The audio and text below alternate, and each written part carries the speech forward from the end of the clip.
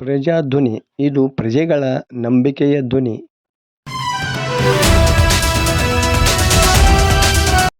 ಕತರ್ನ ಕಳ್ಳಿಯರು ಅಂದರೆ ಚಿನ್ನದ ಆಭರಣ ವಶ. ಲಕ್ಷ್ಮೇಶ್ವರದಲ್ಲಿ ಚಿನ್ನದ ಆಭರಣಗಳ ಕಳ್ಳತನ ಮಾಡಿದ್ದ ಭದ್ರಾವತಿಯ ಶಾಂತಿ ಗಂಡ ವೆಂಕಟರಾಮ ಒಡ್ಡರ ಮತ್ತು ಸುಶೀಲಮ್ಮ ಗಂಡ ಕೃಷ್ಣ ಒಡ್ಡರ ಅವರನ್ನು ಬಂಧಿಸಿ ಅವರು ಕಳ್ಳತನ ಮಾಡಿದ್ದ ಬಂಗಾರದ ಆಭರಣಗಳನ್ನು ಲಕ್ಷ್ಮೇಶ್ವರ ಪೊಲೀಸರು ವಶಕ್ಕೆ ಪಡೆದಿದ್ದಾರೆ.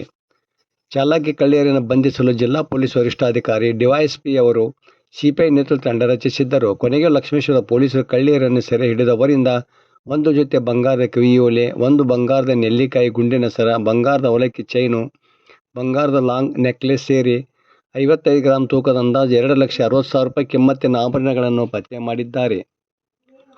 ತಂಡದಲ್ಲಿದ್ದ PSI Nagaraj Gidad, crime PSI T K. Rathod, ASI ಎನ್.ಎ.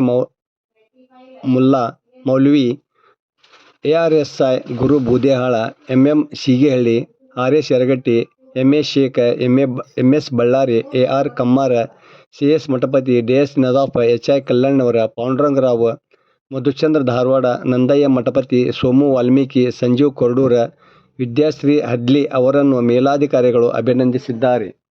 ವರದಿ ನಾಗರಾಜ್ ಹಣಗಿ, ಪ್ರಜಾಧ್ವನಿ, ಲಕ್ಷ್ಮೇಶ್ವರ.